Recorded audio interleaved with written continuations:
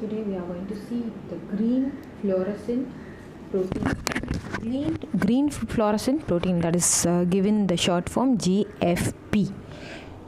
Green fluorescent protein means it's a protein that contains 238 amino acids and the residues of 26.9 kDa. So green fluorescent protein, it is a protein which contains 238 amino acids. This will exhibits this protein. Why the name is given means because it exhibits bright green fluorescence when exposed to the blue to ultraviolet range. Okay, when it is exposed to the ultraviolet range, it exhibits green color, green fluorescence. When it is given in the 395 nanometer, in the range of 300 nanometer, when the ultraviolet rays are focused on this type of protein, it will exhibit bright green fluorescence. It is first isolated. This type of protein is isolated from the jellyfish Aquaria victoria. Aquaria victoria, the biological name of jellyfish. And this GFP, it is an excellent tool. It is an excellent tool in biology, and it has the ability to form internal chromophore. It has a very good ability to form the internal chromophore without requiring any accessory cofactors like gene products, enzymes, or substrates other than the molecular oxygen.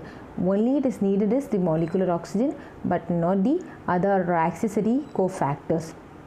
In cell molecular biology, this GFP gene is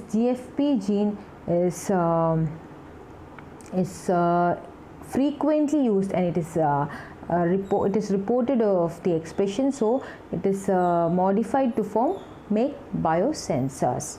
Got it? So in molecular biology, it is frequently used, it is more used, and it is used to make biosensors. So what is GFP? GFP is a green fluorescent protein. It's a protein that containing 238 amino acids. It is given the name because it exhibits a green fluorescence when exposed to blue to ultraviolet range, and it is isolated from Aquaria victoria, a jellyfish, and it is an excellent tool in the biology because it has the ability to form the internal chromosphere without any accessory cofactors like gene products, enzymes, and it is in molecular biology, it is frequently used, and it is used to make biosensors. Next we will move to bioforming. What do you mean by bioforming? The other name, it is also known as bioforming, is also known as molecular forming. Bioforming is also known as molecular forming.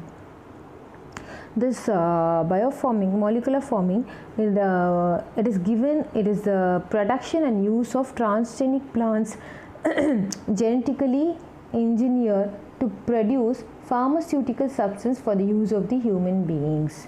So what is the definition for biofarming is the production and the use of transgenic plants genetically engineered to produce pharmaceutical substance for the use of the human beings.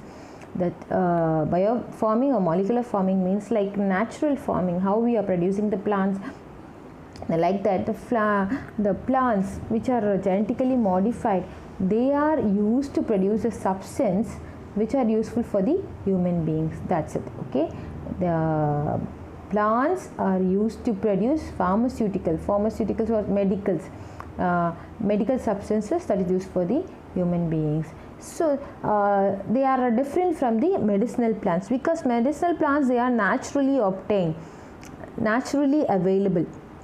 This use of plant system or the bioreactors is gaining more significance nowadays. Many pharmaceutical substances can be produced using this transgenic plants. So biofarming is also known as molecular farming. It is nothing but the genetically modified plants that are used to produce pharmaceutical substance for the use of the humans. That's it. And they have got a significant use in the molecular biotechnology. Example is a golden rice. We have seen this golden rice. The normal, it is different from the normal rice by having the beta carotene, which is supplementary for the vitamin A. When it is given to the people who, the children who are having lacking of vitamin A, the vitamin A is raised in the body, because beta carotene is a precursor for vitamin A. Okay, and now we'll move to bioremediation. Bioremediation, it is defined as a use of microorganism or plants to clean up the environmental pollution. So remediation means what? It's a solution.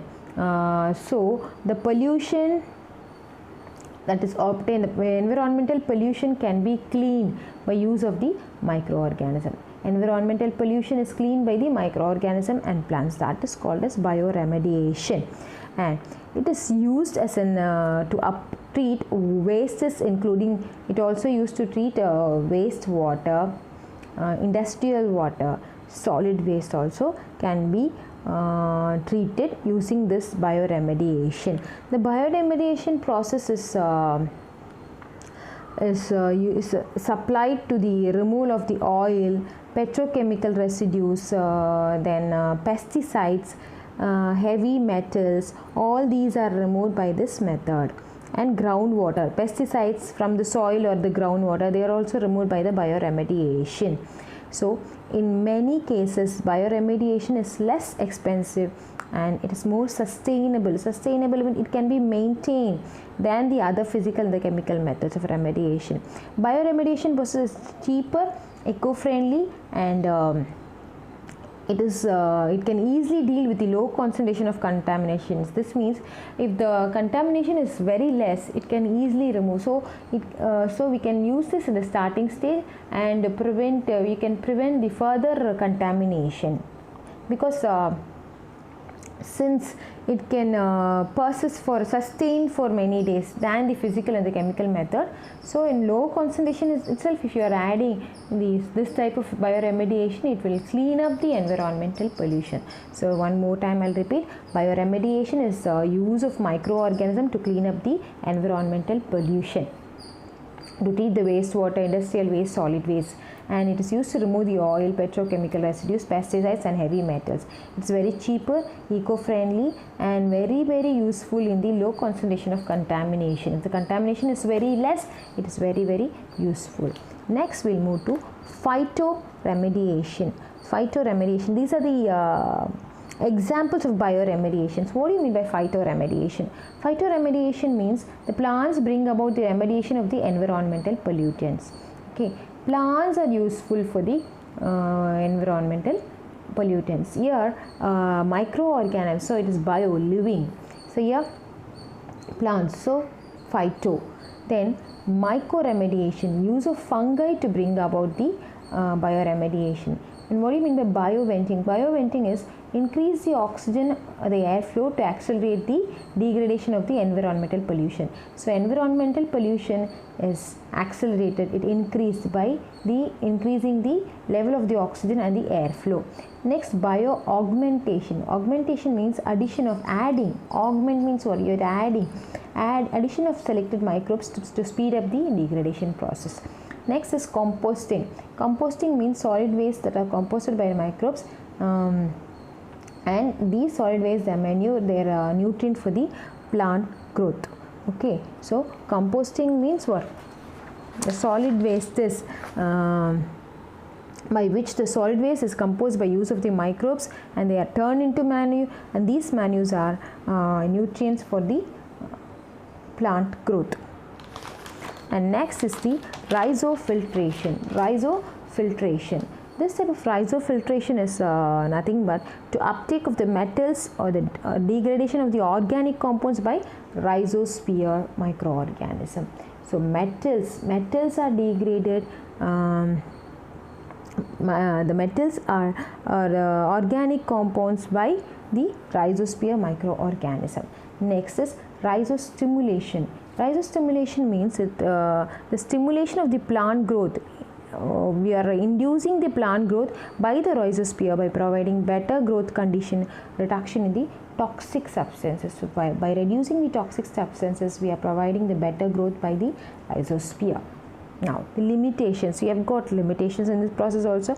Only the biodegradable contaminants can be transformed using bioremediation, not all, only the biodegradable, not the synthetic ones.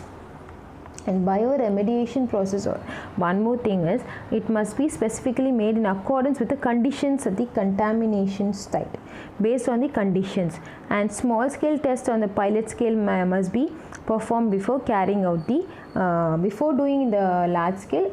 We have to carry out in the first small scale. Then this use of genetically engineering technology to create genetically modified organism, the consortium of the microbes for bioremediation process has great potential. It has got great potential. So I repeat one more time, the limitations are, they are only biodegradable can be used by this transformed using bioremediation, and the conditions at the contamination site process should be in accordance with that, and then the test can be, first it should be carried out in the small scale level, and then this in genetically engineering technology for the modified organism, it has got the great potential. That's it about the uses. Further uses we will see in the next class. Thank you.